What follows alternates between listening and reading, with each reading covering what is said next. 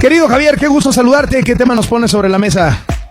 ¿Qué tal, Carlos? Buenas tardes. Pues un poco en la línea de lo que estaba comentando ahorita el duende antes de que se esfumara quién sabe dónde.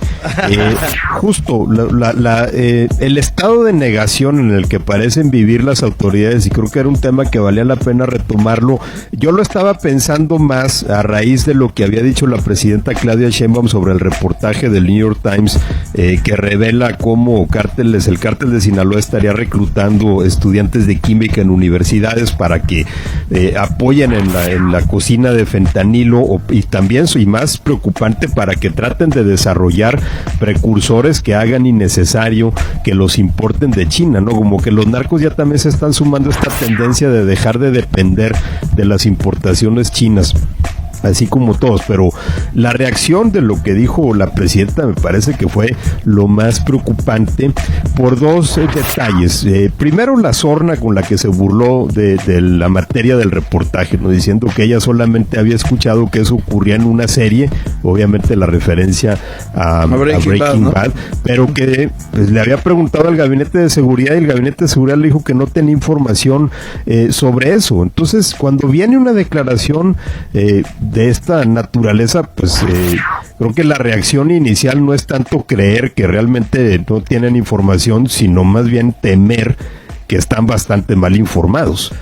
Porque, vamos, que esto estuviera ocurriendo es algo completamente verosímil, y que incluso también hemos visto que ha ocurrido en otros ámbitos, Carlos. Por ejemplo, se vio como en los años en los que fueron los focos rojos de la violencia en el país, Ciudad Juárez o Monterrey o La Laguna, se sabía, por ejemplo, que los Zetas secuestraban a ingenieros o estudiantes de ingeniería en telecomunicaciones para que les ayudaran a montar las redes de comunicación que utilizaban justamente para evadir los operativos, para saber en dónde estaba la presencia del ejército. Es decir, no es nuevo que cárteles del narco busquen reclutar, ya sea de manera voluntaria o forzada, a profesionistas o estudiantes, a jóvenes, para que los ayuden en sus tareas. Entonces, lo que está revelando el New York Times es algo completamente verosímil, a partir de los testimonios que dicen que, aparte, y este es el segundo detalle que me parece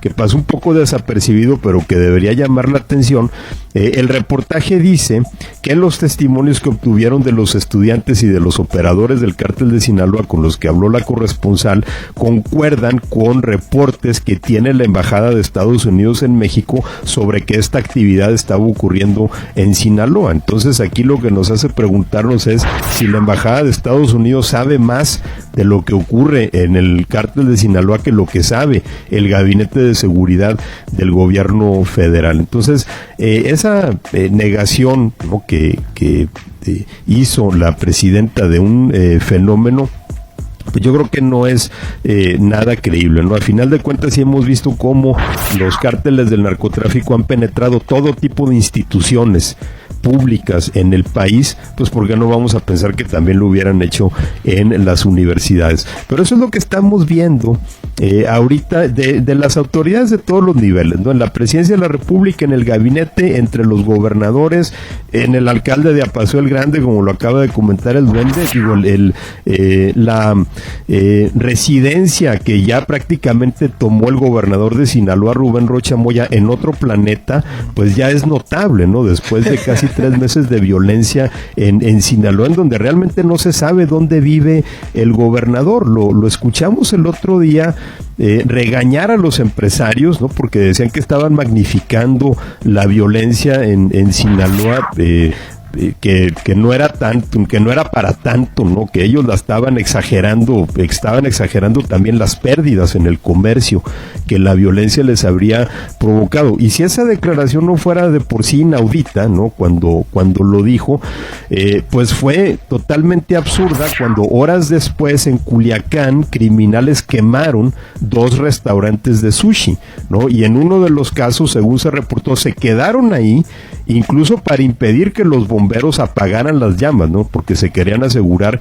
que el fuego consumiera completamente el local, ¿no? Y entonces eso ocurriendo después de que el gobernador dijera que estaban exagerando la violencia en Culiacán, pues ya nos dice pues mucho sobre qué estado cree que gobierna Rubén Rocha Moya. Lo vimos en las autoridades de Tabasco cuando pues su mejor propuesta para responder a la masacre que había ocurrido en un bar de Villahermosa fue decir, vamos a cambiar los horarios para que cierren más temprano y vamos a poner más control de acceso a los bares, ¿no? Como si los malandros pues simplemente se van un poquito antes a balacear el lugar, y yo no creo que haya ningún cadenero en este país que se va a ver intimidado por la presencia de un delincuente entrando a un lugar con un rifle de alto poder, ¿no? Entonces, realmente la propuesta que sacaron era totalmente absurda, porque nos estamos yendo, o vemos que las autoridades están yendo, Carlos, más a las formas que al fondo, ¿no?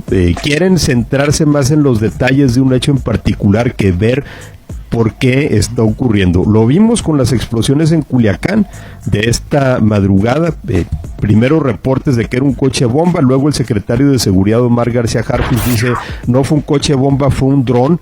Bueno, qué bueno que lo está precisando, no es obviamente sí un detalle importante en las investigaciones, pero pues esos son detalles de forma, ¿no? El fondo del asunto es por qué hay delincuentes en Sinaloa que creen que pueden hacer eso a cualquier hora y en cualquier momento. Y luego vimos al secretario de Seguridad de Sinaloa diciendo que no fue ni coche bomba ni dron, que ninguno de los dos, ¿no? Uh-huh. Explotó nada más porque le tronó el tanque de gasolina, ¿no? Como si fuera, no sé, combustión espontánea o algo por el estilo. Aun cuando en la camioneta se encontró un arma de alto poder, se encontraron ponchallantas y cuando se desataron enfrentamientos en el sector en donde había ocurrido la explosión, ¿no? Pensar ahora decir, no, pues es que el carro estaba descompuesto y le tronó el tanque de la gasolina, realmente nos dice cuál es el nivel de seriedad con el que las autoridades están tomando esto, y si esos son los diagnósticos que están haciendo, pues de ninguna manera se ve que vayan a solucionar el problema. Qué desconexión, ¿no? O sea, ¿crees que habría, o sea, digamos que en circunstancias normales, Javier, 2, 3 de estos gobiernos estatales ya muy probados sus vínculos con el crimen tendrían que caer? Pues eso es lo que uno esperaría, ¿no? Pero no por un manotazo de autoridad de la presidenta, ¿no? Porque eso lo que también nos dice es que si estamos esperando que eso ocurra, pues ¿qué nos dice sobre el colapso de nuestras instituciones de justicia, ¿no? Lo que vemos en Sinaloa de nueva cuenta es muy ilustrativo. El gobernador estaba señalado por el mismo Mayo Zambada de que iba a ser un participante en la reunión en donde el Mayo fue secuestrado. Si no le ha pasado nada hasta ahorita, no lo podemos atribuir nada más a un acto de debilidad de la presidenta, porque en todo caso a ella no le corresponde destituir a un gobernador, sino a un colapso de la Fiscalía General de la República. Sí, pero si no pasa nada, también es, a ver, lo que han hecho, o sea, a ver, el espaldarazo que le han dado a Rocha Moya, el espaldarazo a Cuitláhuac García y a Rocío Nale con todas las acusaciones y evidencias de corrupción, a los Salgado Macedonio y Evelyn Salgado en Guerrero, es decir, pues sí también hay una cosa de realpolitik de una presidenta, pues que los abrace y se vuelve cómplice, ¿no? O sea, porque no me digas que la presidenta no sabe lo que está pasando en Sinaloa, ¿no? Claro, y obviamente no le interesa o no le importa mandar un mensaje que es contrario a lo que uno esperaría. Por supuesto que Sheinbaum sabe lo que está ocurriendo en Sinaloa y en Guerrero y en Tabasco, ¿no? Lo que pasa es que estamos viendo que esos estados son morenistas, pero si mañana salen que hay vínculos entre la gobernadora de Guanajuato, por ejemplo, con el cártel Santa Rosa de Lima, que es uno de los que opera ahí, pues sería interesante ver cómo reacciona el gobierno federal, porque no creo que vayan a llegar No creo que haya un mitin al sábado siguiente para respaldar a Livia García, ¿no?